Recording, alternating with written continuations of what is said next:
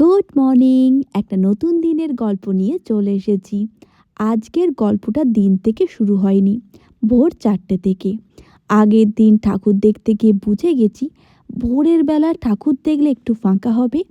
যে প্যান্ডেলগুলো লিস্ট করেছিলাম ষষ্ঠীর দিনে 4টে দেখার পর আরও 4টে বাকি ছিল।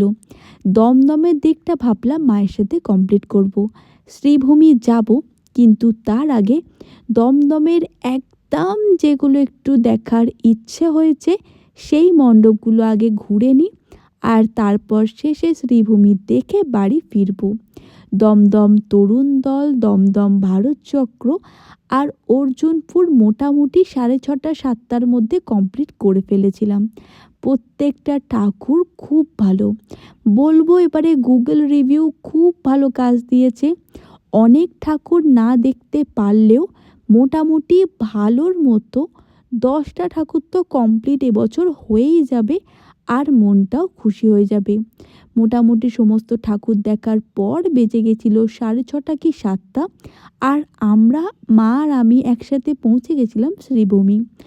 আগের বছর এটা দেখতেই আমাদের 2.5-3 ঘন্টা লেগে গেছিল, কিন্তু সকাল 6:30টায় ঢুকতে দেখলাম খুব একটা ভিড় নয়। আর তাড়াতাড়ি করে ঠাকুর দর্শন করে মা আর আমি ডাবের জল খাওয়ার জন্য দাঁড়িয়ে পড়েছিলাম। মোটামুটি ঠাকুর দেখে আজকালকার খাওয়া দাওয়া এটাই হচ্ছে। এত ঘেমে যাচ্ছি, ঠাকুর হাঁটতে হাঁটতে দেখতে দেখতে ডাবের জল খেয়েই বাড়ি ফিরতে হচ্ছে।